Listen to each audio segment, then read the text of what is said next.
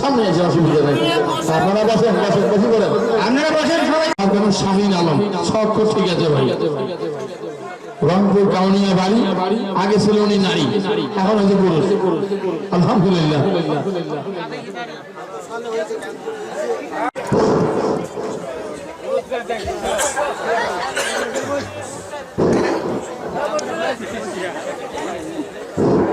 আসসালামু আলাইকুম ওয়া রাহমাতুল্লাহি ওয়া বারাকাতুহু।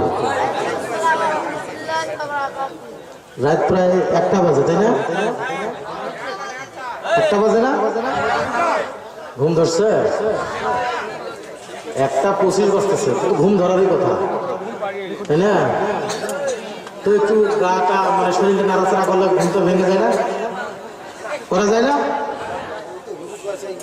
আরো একবার সালাম দেয়, একটা গাছ হারা দিয়ে সালামটা দেবে, তাহলে কি হবে? সালামটা দিলে কি হবে বলেন তো? লাভ হবে না গুনাহ হবে? আমাদেরও লাভ হবে এবং আশেপাশে যারা শুয়ে আছে তাদেরও কিন্তু লাভ হবে, ক্ষতি হবে? তো জোরে সালাম দিলে অসুবিধা কোথায়? আসসালামু আলাইকুম ওয়া রাহমাতুল্লাহি ওয়া বারাকাতুহু। ওই পেছনের ভাইদেরকে বলতেছি আপনারা একটু বসেন, পেছনের ভাইদেরকে বলতেছি একটু বসেন, বেশি কথা বলবো না। এই যে এই সাইকেল ভাইদেরকে বলতেছি একটু বসেন ভাই, পরিবেশটা কিন্তু এলোমেলো হচ্ছে, একটু বসেন, বেশিক্ষণ কথা বলবো না তো, তাড়াতাড়ি শেষ করে দেবো। রাত 1:25 বাজে, নামাজের পর থেকে রাত 1:25 কতগুলো সময় হিসেব করছেন? এতক্ষণ আমরা তাফসীর কোরআন, যাই হোক কোরআন থেকে আলোচনা শুনলাম, হাদিস থেকে আলোচনা শুনলাম, আরো শোনার দরকার আছে। এগুলো যদি মানি এতে না, আরো লাগবে শোনা, লাগবে শোনার ওয়াজ। কি শোনা লাগবে বলেন, কি শুনবেন? ও আমার কাহিনী শুনবেন, এটাই তো নাকি? আর কিছু আছে? ওই পেছনের ভাইদেরকে বলছি একটু বসেন, জাস্ট 10 মিনিট, 10 মিনিট ভাই, একটু বসেন, একটু বসেন, সময় 10 মিনিট দেবো, একটু বসেন। এই যে বসলে পরিবেশটা কিন্তু খুব সুন্দর হয়। বসেন বসেন বসেন বসেন, যে যেখানে যে অবস্থায় আছেন সেখানেই বসে পড়েন, সমস্যা নেই, বসেন। বেশি সময় কথা বলবো না, ঘুমাতে লাগবে, অনেক রাত হয়ে গেছে। নাহমাদুহু ওয়া নুসাল্লি আলা রাসূলিল কারীম, আম্মা বাদ। সম্মানিত আজকের এই তাফসীরুল কুরআন মাহফিলের সভাপতি সাহেব, প্রধান অতিথি, প্রধান বক্তা, দ্বিতীয় বক্তা এবং তৃতীয় বক্তা, আমার সামনে বসা মুসলমান ভাই, আমার বাবা এবং চাচারা, পর্দার আড়ালের মা ও বোনেরা, সবার প্রতি আমার সালাম। আসসালামু আলাইকুম ওয়া রাহমাতুল্লাহি ওয়া বারাকাতুহু। সবাই ওয়াজ শুনতে আসছেন না আমার দেখার জন্য আসছেন? কোনটা? হ্যাঁ, ওয়াজ শুনতে আসছেন, তাই তো? ওয়াজ শুনতে আসেননি? প্রোগ্রাম কিন্তু দুইটা, যে ওয়াজও শুনবো, ওই হুজুর যে আসবে রংপুর থেকে ওরাকেও দেখবো, এটাই তো? ঠিক বলি নাই তো?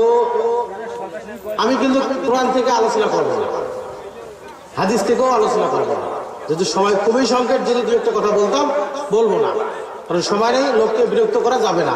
অনেক দূর দূরান্ত থেকে আমার মুরব্বী চাচারা আসছে, যুবক ভাইয়েরা আসছে, পর্দার আলের মা এবং বোনেরা সবাই আসছে, তাই তো? আসে নাই তো, অতএব সময় লস করা যাবে না। আমি কয়েকটি কথা বলে, আমার শ্রদ্ধেয় বড় ভাই আছে, উনি আখিরি মুনাজাত করে দেবেন, এবং তাবারকও আছে, আপনারা সবাই তাবারক নিয়ে সুন্দর পরিবেশে চলে যাবেন। কথা দিলেন তো আপনারা? আখিরি মুনাজাত করে যাবেন। একটা লোক আখিরি মুনাজাত করে যাবেন না। তো আমি যে আগে মেয়ে ছিলাম, এখন যে পুরুষে রূপান্তরিত হয়েছি, আপনারা কি বিশ্বাস করেন? বিশ্বাস করেন? বিশ্বাস করেন আপনারা? বিশ্বাস করেন না? কি কারণে বিশ্বাস করেন না বলেন তো আমার? আপনি আপনি রংপুর যা বলতে পারবেন যে আমি আগে মেয়ে ছিলাম এখন ছেলে হয়েছি? বলতে পারবেন? হ্যাঁ, আমি কেন পারতেছি বলেন তো? এটা একটা কিন্তু প্রশ্ন। আপনি যদি পারবেন না আমার ডিস্ট্রিক্টে যা বলতে, আমি যে আপনাদের এই যে দিনাজপুর ডিস্ট্রিক্ট পার্বতীপুর উপজেলা আসি বলতেছি, তাহলে আমার কি রকম সাহস আছে বলেন? আপনি হয়েছেন বলে একটা তো সৎ সাহস লাগবে, তাই না? আমার কিন্তু সৎ সাহস আছে। আপনি অহরহ প্রমাণ নিতে পারবেন। রংপুরে ফোন দিলে প্রমাণ নিতে পারবেন, কাউনিয়া থানায় ফোন দিলে প্রমাণ নিতে পারবেন। রাজা চেয়ারম্যান যে আপনাদের আসছিল, রাজা চেয়ারম্যান ওনার কিন্তু খুব শ্রদ্ধা করে। আজ থেকে 5 বছর আগ থেকে ওনার সঙ্গে আমার সম্পর্ক। এখান থেকে কথা বলে যাওয়ার পর রুমে আমার সঙ্গে দেখা করছে, মুসাফা করছে, আমার কাছ থেকে দোয়া ছিল, আমি ওনার কাছ থেকে দোয়া চাইলাম। খুব ভালো মানুষ গেছে। তো যাই হোক, বেশি কথা বলাবো না। তো আমি যখন ক্লাস 8ম শ্রেণীতে পড়ি, ক্লাস 8-এ যখন পড়ি, তখনই আমার এই পরিবর্তন। কেউ কেউ হয়তো বা ভাবতেন যে আসলে হুজুর মেয়ে থাকাতে বিয়ে হয়েছিল কিনা, তাই না? আমি ছাত্রী জীবন অবস্থায় আমার পরিবর্তন। তখন আমি ক্লাস 8ম শ্রেণীতে পড়ি বা ক্লাস 8-এ পড়ি, তখনই আমি ছেলেতে রূপান্তরিত হই। তখন আমার বয়স ছিল 14 বছর। তখনই আমার এই পরিবর্তন। আমি কিন্তু বাবার একটাই ছেলে, আর আমার বাবার কোনো ছেলে ছিল না। আমরা 3 বোন ছিলাম। 3 বোনের মধ্যে আমি ভাই হয়ে গেছি, আর 2টা আমার ছোট বোন। আমার আব্বার কিন্তু অনেক আশা জাগতো যে ছেলের জন্য, হয়তো বা আল্লাহর কাছে কান্নাকাটি করছে।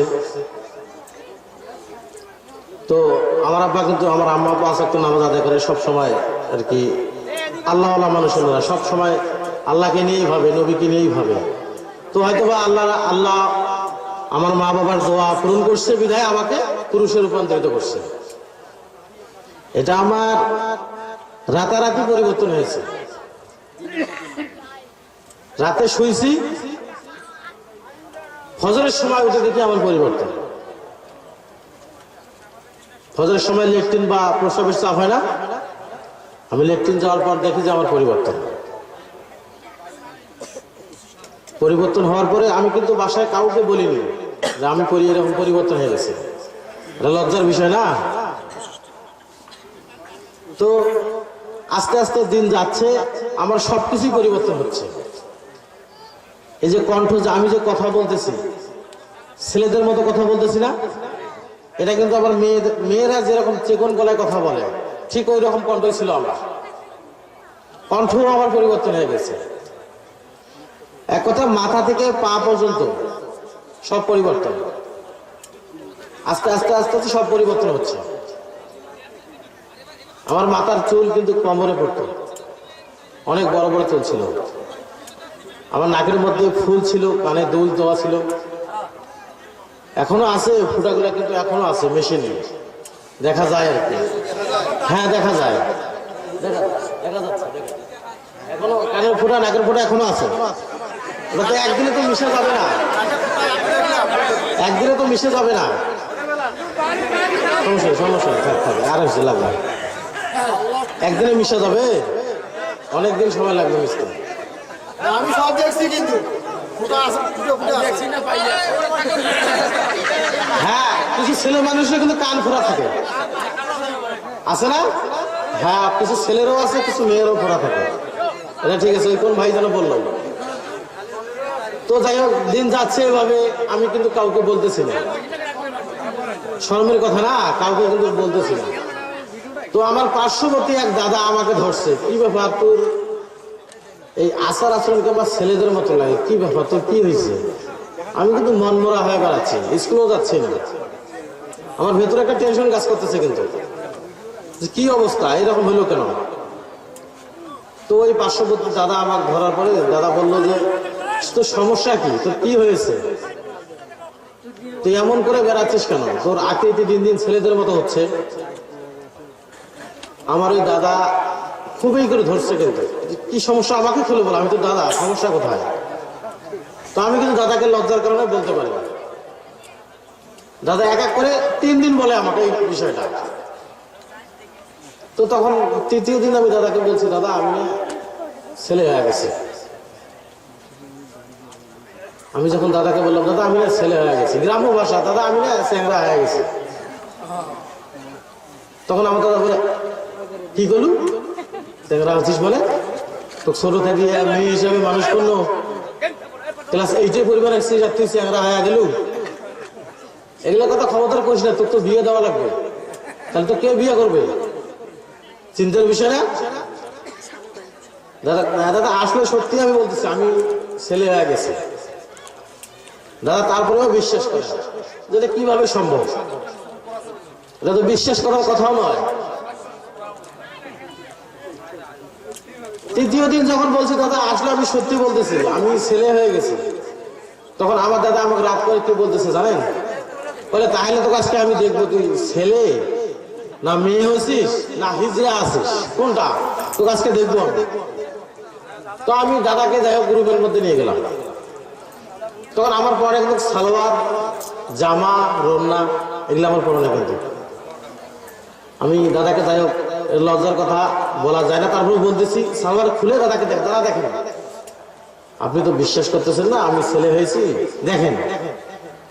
আমি সালোয়ার খুলে যখন দাদাকে দেখাইছি, দাদা মনে হয় যে পেছন পাশে মাথা ঘুরে পড়ে যায় এমন অবস্থা, যে কি অবস্থা এরকম করে। তো ছোট থেকে মানুষ করলাম মেয়ে হিসেবে, আর এখন তো এই অবস্থা, কারণটা কি কিছু তো বুঝতেছি না। আমি বললাম, দাদা আসলে আমি পুরোপুরি ছেলেতে রূপান্তর হয়েছে, আমার কোনো সমস্যা নাই। তোর বডি টডি গুলো, আমার বডি টডি সব পরিবর্তন হয়েছে, কোনো সমস্যা নেই। তারপরে দাদা শোনার পরে আমার আব্বাকে যা বলবো যে তোমার বেটি নেই বেটা হয়ে গেছে।